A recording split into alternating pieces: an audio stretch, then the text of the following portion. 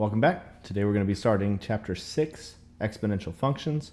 We're looking at Section 6.1. We're going to start off looking at a new type of function that has a unique characteristic that we haven't seen yet in our polynomials.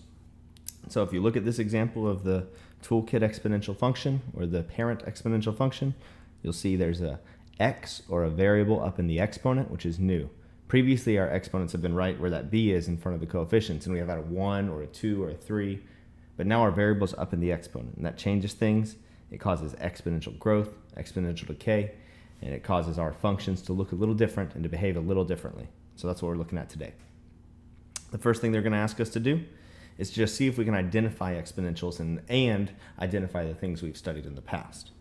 So the first one looks a whole lot like a quadratic because it's got a square and a single exponent. And so we are going to cross that out and say that is a quadratic. We've got a variable in the exponent, so we've got an exponential. Second one looks like a linear function because it's got a single variable, and so because it's linear, it is not exponential. And the last one, even though it's got a negative sign, you are allowed to have a negative up there because there's a variable in the exponent. It is exponential. So that is just a quick identification of what makes a function exponential, having a variable in the exponent. All right, let's keep going. We're going to see a lot of these questions today are going to require us to use a calculator. So I know we aren't going to be using a calculator on tests. So we're going to do a lot of the work and setup before we plug it into the calculator, and then at the very end, in order to get a decimal place answer, we'll throw it in a calculator just to check it out. So let's do the work without a calculator first, and then we'll plug it in. It says evaluate f of 3 using a calculator. You know it's the same exact thing. We're just plugging in a variable, plug and chug, to find f of 3. So f of 3 is equal to 8 times 1.2 raised 3 minus 5. The only thing we're allowed to reduce here, we're not allowed to combine these two because PEMDAS says, if you remember PEMDAS, parentheses, exponents, multiplication, division, and then addition and subtraction. PEMDAS tells us that we have to do our exponents before we can multiply, and so that 8 and that 1.2 cannot get taken care of until we deal with that exponent. So this would be how far we could get without a calculator, and then when we move to the calculator step, we plug and chug that straight into our calculator and get an answer of 8 times 1.2 raised to the negative 2. And I got 5.5 repeating. And so f of 3 equals 5.5556. They said 4 decimal places, so we'll stop there. And this would be our calculator answer if you were to plug it into a calculator. All right, let's look at one type of exponential, which is growth. You'll notice that if x, or if your exponent is a positive number, or your exponent up in the top,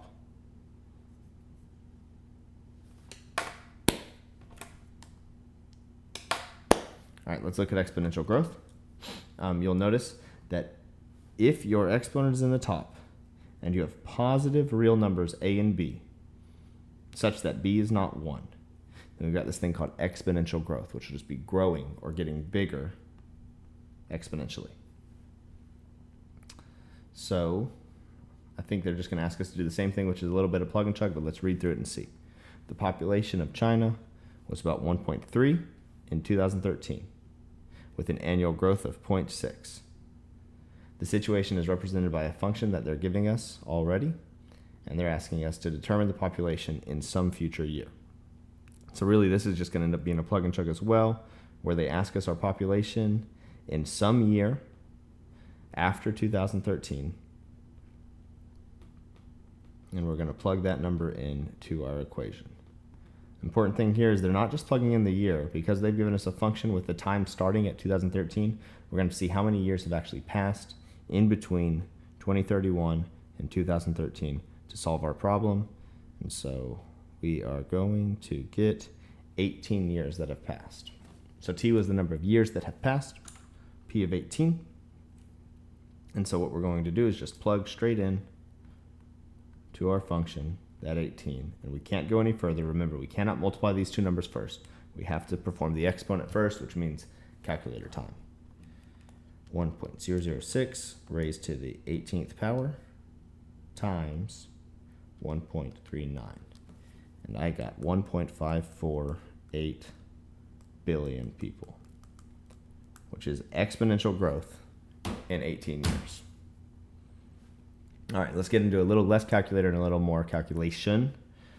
Sometimes they don't give you everything you need to know, and you have to find a way to algebraically solve for specific variables. Let's see that happen.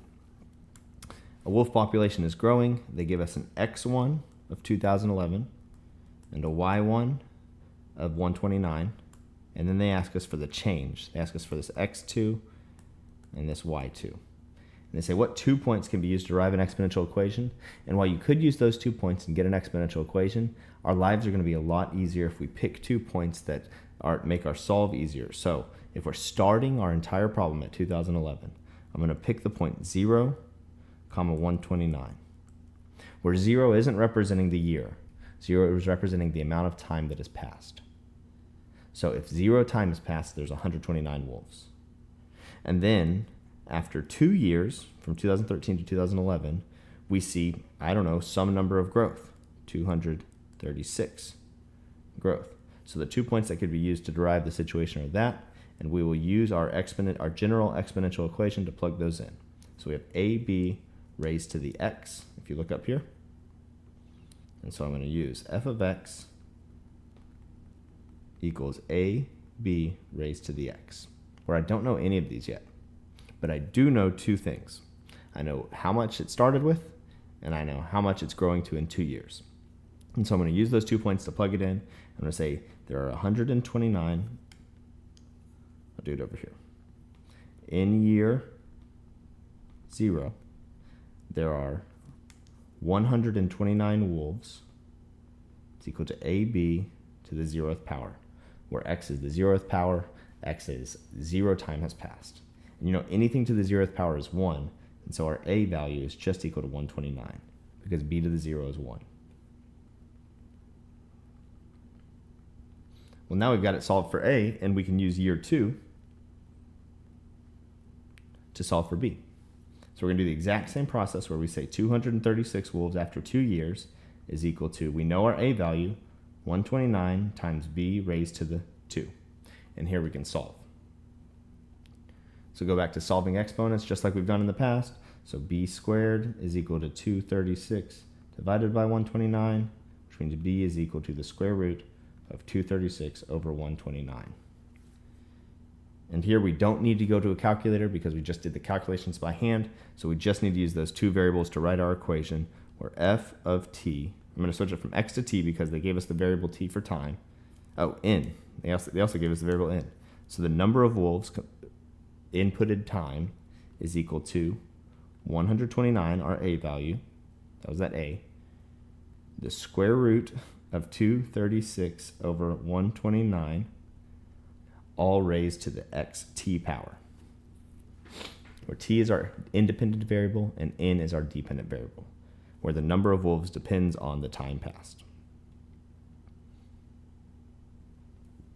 Now that was a pretty nice, neat problem because they gave us that 0 time. Sometimes they don't give us that 0 time and we still need to use algebra to solve for our equation.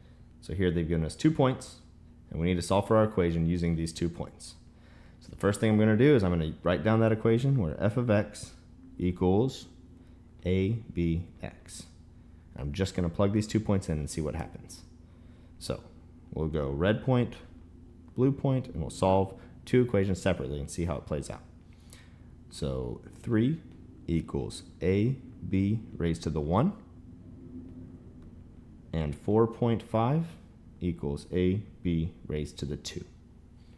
I've got 2 variables, 2 equations. There should be a way to solve it. Let's mess around and see if we can. Maybe I'll get a by itself first because that looks like a is by itself in both of these. And so I'll say, well, if I divide by b and I divide by b, I get the fact that a equals 3 over b. Now if I use this idea kind of similar to composite functions where I plug one function into the other function, if I plug a in over here, so I'm going to take that red a, I'm going to plug it all the way in where I see a right there, and I'm going to say 4.5 is equal to What was a? 3 over b times b squared. Now we've got some properties of b that are going to eliminate each other and give us a nice solve for b. So we know b squared over b is going to reduce. So we'll end up with 4.5 equals 3 with just one b left on top. We can divide that out and say that b is equal to 4.5 over 3. And if you want to get rid of that decimal, because I don't like decimals, multiply by 2 on the top and the bottom, and you get 9 over 6.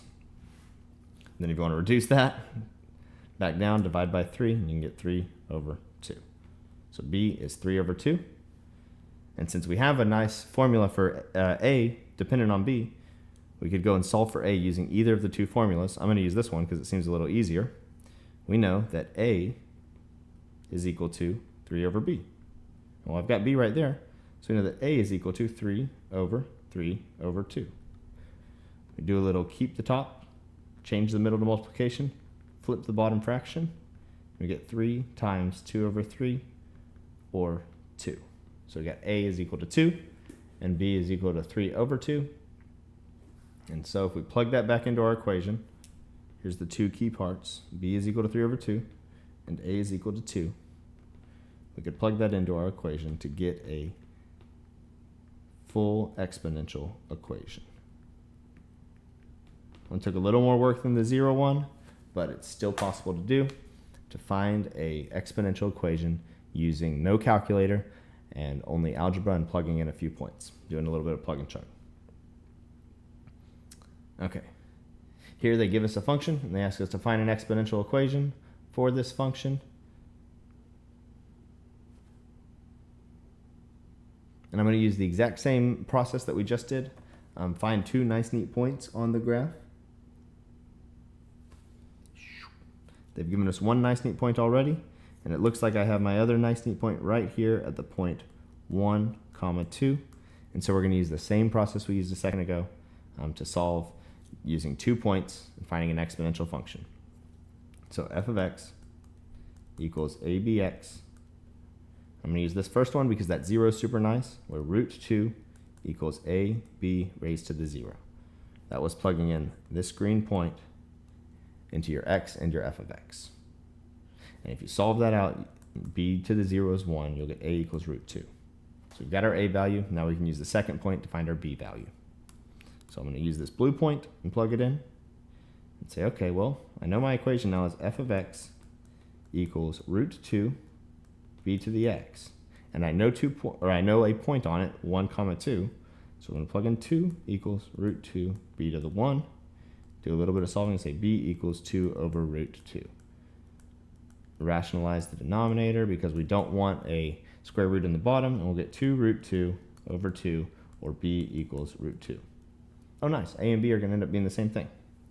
And so we've got our function of root 2 to the x. And last thing, remember you cannot multiply those root 2's because you have to do exponents first. You can't jump straight to multiplication before you deal with your exponent. All right, let's keep going. We're going to have a few examples here. We'll only do one of them because they're just going to be plug and chugs only and then calculator, but we won't even be using a calculator, so you can just type the answer straight in. So what they've done is they've given us a formula, a pretty common real-world example of exponential functions, and we are just going to plug and chug these numbers in, make sure we identify the right thing for the right variable. So the formula they've given us is the amount relative to time is equal to the principal times 1 plus the rate over the number of compounds times the number of compounds times time. Real long formula, but we're just going to try to find each respective input. So initial investment is your principal. So we'll get 100,000 for P. The 1 stays the same, the plus stays the same. The R is a rate in percentages, so if they give you a percent, you have to move it over and make it a decimal. And so our rate is going to be 0.12 over N, where N is the number of compound periods per year, which they will give you in the problem, 52 weeks in a year. They're compounding it 52 times.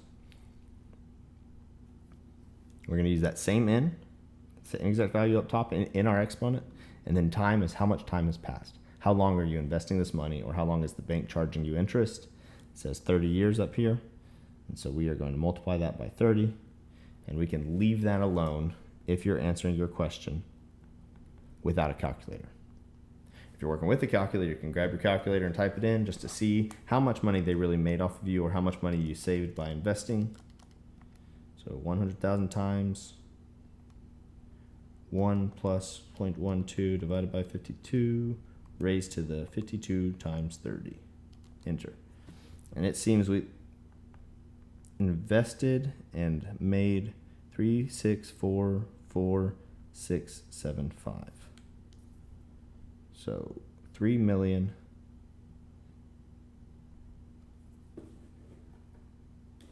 6.88. So the amount of money saved or invested after 30 years was $3 million if you can find a 12% interest investment. So we're going to move down to this number E, which is the Euler's constant. It's just a number, and if you look on your calculator, you'll probably see there's a little E with a raised to the power somewhere. On a regular calculator, it's second ln. If you hit second ln or second the natural log, you'll see that e to the x in your calculator. And using a calculator that's just saying, hey, can you find it on your calculator? Can you plug it in? Can you plug in e raised to the negative 0.05? This is a pretty straightforward question where they're just asking you to plug it in, and I would end up with 0.60653. All right, the question is, why use this Euler's constant, or why does this matter that much? It's because this continuous growth and this continuous decay and the natural log all depend on it. So we have a very similar formula to before, but it's continuously compounding instead of compounding 12 times every year or biannually or 4 times every year quarterly. This is compounding all the time. The interest that you're making is compounding, so you're collecting interest on your interest, and you're collecting interest on that interest, and it's continually growing. And you'll see we probably make a little more money compounding interest continuously than compounding nominally. So let's use the same formula. They've just replaced that long term with 1 plus the rate with the E value. So A, E, R, T. We've got the same principle, $100,000. We've got Euler's constant saying that we're compounding continuously. We've got the same rate of 0.12. Don't forget to convert that. And we've got up in the exponent the time, which is 30 years. If we type all that into our calculator, we'll end up with 3,659,823.44. What I think is interesting about this and doing these two examples is you'll see if you've got 3659 here, and you've got 3644 here, that the continuous compounding made a little bit more money than compounding 12 once a month or 12 times in a year. So whether you're investing your money and compounding it continuously, or you're taking out a loan and they're compounding it continuously, the more times they compound, the more money you're going to end up adding to your account. All right, the last thing we're going to do is look up this decay problem. We're going to look up a decay problem because we haven't touched on yet, and it's pretty important to realize about rates going down or negative rates. And so they give us radon 222 decaying at some rate. Don't forget to convert that, 0.73. But the key thing about this problem is the word decay. The word decay means instead of growing, we're shrinking or decaying at 0.173. And so we're going to use the exact same formula because it says continuously. We're going to use A of t equals AERT. We're going to use the exact same formula. A of t equals AERT. But instead of introducing a positive percentage, we're going to introduce a negative percentage. So equals, how much did we start with? We started with 100 milligrams. Leave E alone because it's compounded continuously. Our new rate is negative 0.173. And our time is 3 days. And then they asked in 1 year, so that would be 365 days. I'll let you do that on your own. 3 days. And if we type that into our calculator, we end up with 59.51. So not quite half.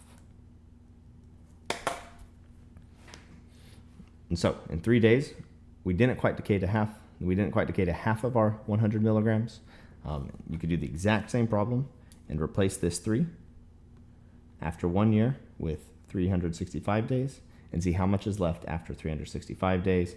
And you could use calculations like this to find half-life, if you remember that from other classes, some science classes, and to find out how much is left after a certain amount of time when you have exponential decay. All right, thank you for watching. That was just a bare bones introduction to exponential functions. Next section, we'll get into graphing exponential functions, and then we'll move on to logarithms. Thank you for watching, and I'll see you next time.